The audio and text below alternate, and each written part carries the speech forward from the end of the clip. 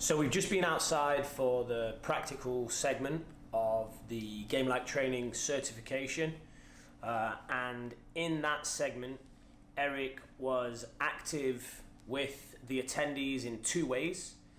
He discussed capturing data in context, and he also discussed on-course golf challenges, or as some of the research terms it, constraints-led learning. So Eric, let's start with capturing in context. If you want to explain to the people who have signed up to do our online certification, what does that mean? Yeah, so ultimately, capturing in context is simply trying to collect data on a player in a environment that is more representative of the performance environment. So to give you an example, I want to try to collect the data that I would expect to see when they're out on the golf course. So if they're struggling with tee shots, I would hope to capture data maybe on the range even where they're struggling with tee shots, not where they're just hitting them straight all the time, right? So I want the most representative data I can possibly get my hands on, because that's going to help me help the student to a higher level. Okay, and explain to the people watching the certification online, how do you do that? How specifically do you do that? Maybe take them through the process that you just showed the attendees outside. Yeah, so easy way to do it.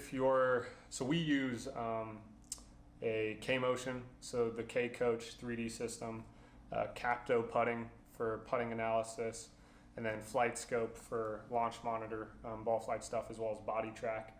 And then I do slow motion video analysis as well. So those are kind of the five main things that we'll do.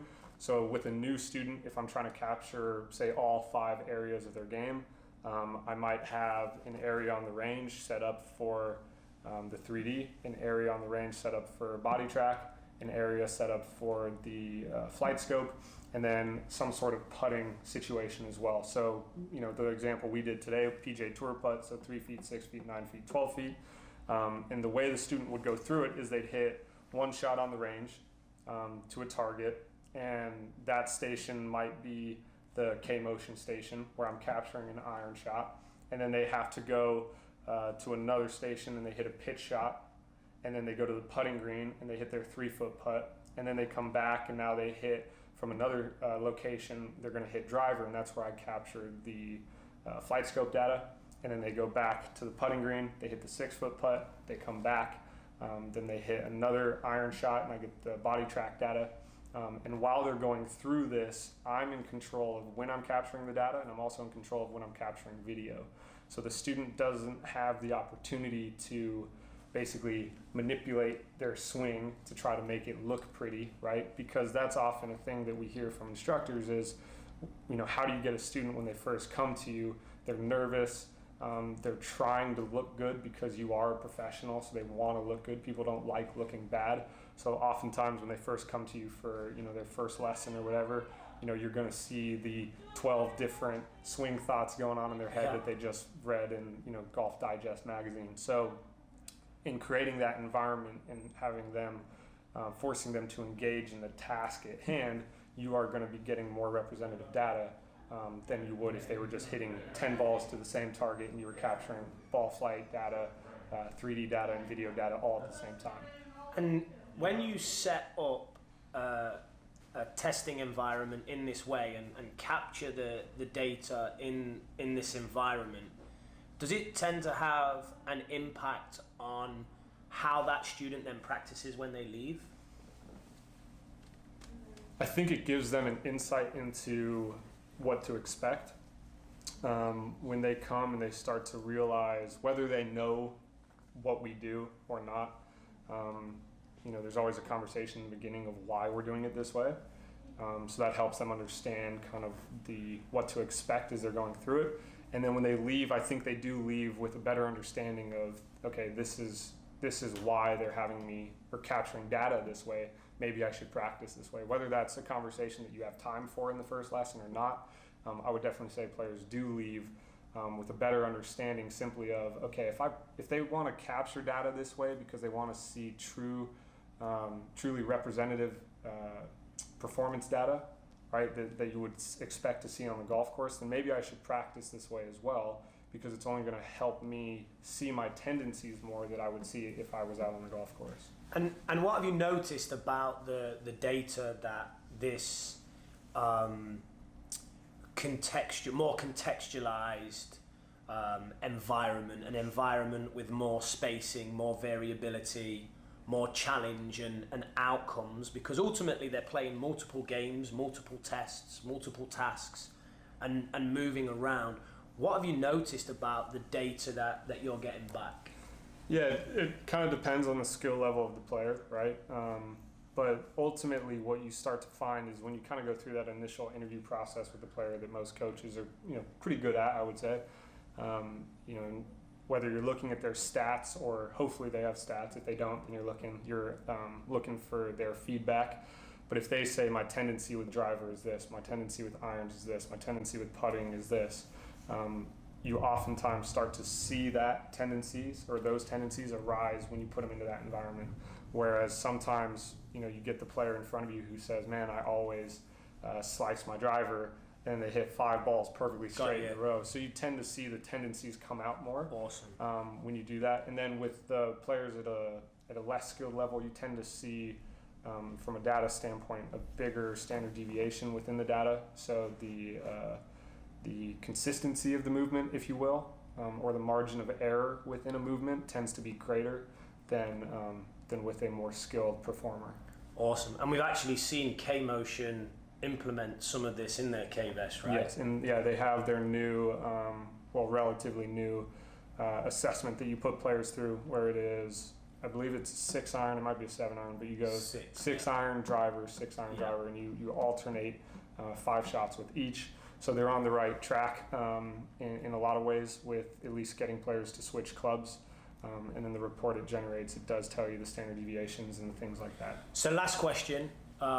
When we were out there, the player that we were working with, so at the certification, it's mainly coaches, but we do have a few players. This young player is someone that we know, mini tour player. He's qualified for the 2nd round of Q School at web.com, so decent player. And you'd set up 4 different tasks, and he was doing 1 rep in each, and you were capturing data as and when you want.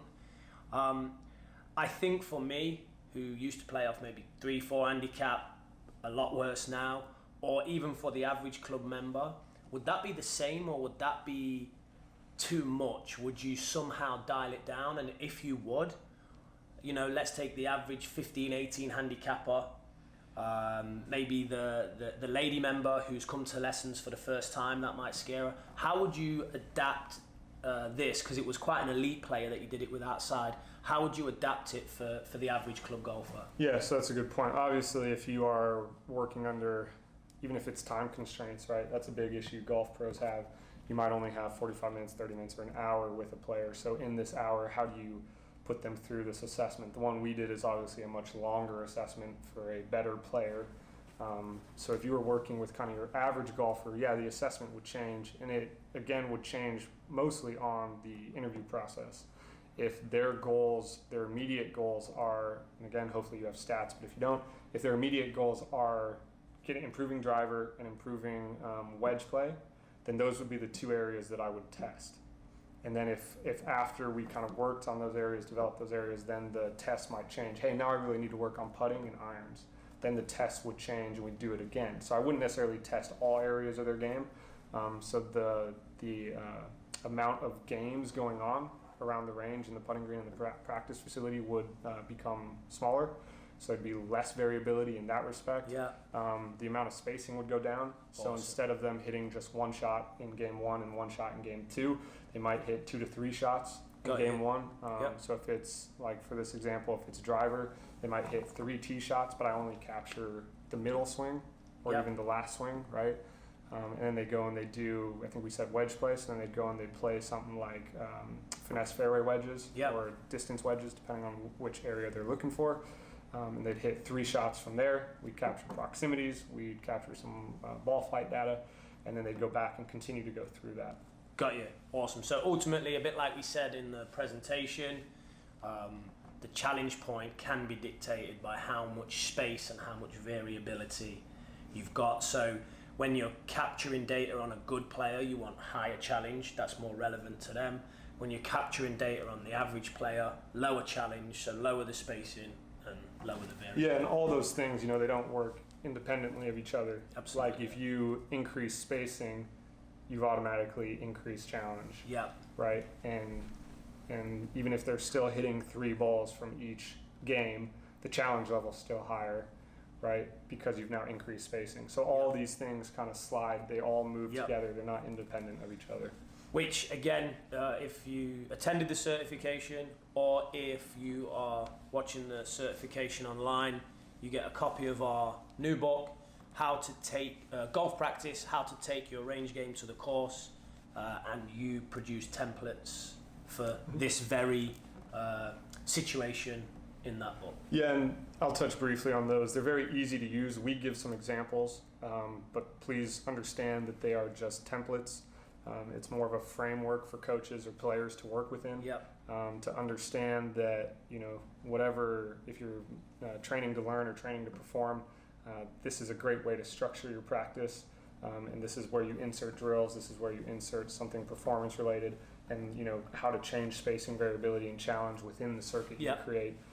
So it's very easy to use, and I think a lot of players and coaches are going to see the benefit to it.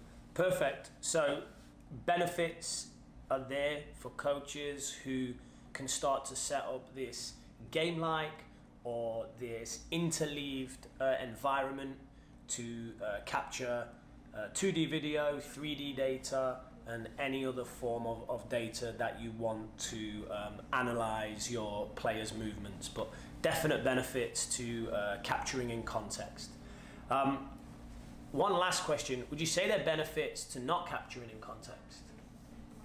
From a coach's perspective, yes, depending on your goals. From a coach's perspective, yes, because it would allow you to, you know, if you're more comfortable in working on technique, it gives you the opportunity to dive straight into technique with somebody. It can also make you look better quicker, right? Because it's going to be easier to help the player in the sense that it's kind of that mass versus, spacing ultimately. And so if you're mass, or if they're hitting mass amounts of balls, then short term, you know, they might feel like they've left with a greater improvement than when you kind of space it out and you have them doing different things. But long term, the retention isn't quite there. Yeah, okay. So that would be, you know, I would say, there is some benefit. But ultimately, if the goal is to help the student, then I would say no, there is no benefit. Okay, awesome. So we've covered capturing in context, and obviously it relates back to the presentation this morning, spacing, variability, and challenge. And I touched upon how good I think Eric is at this, and when I've seen him coached, how impressive it's been, where he's almost capturing data in sort of SAS way, Secret Service way. People don't know he's doing it, and so therefore he's getting more accurate data. So the answers there definitely in line with the education that we put out this morning, and it was great to see you in a practical environment. So the second thing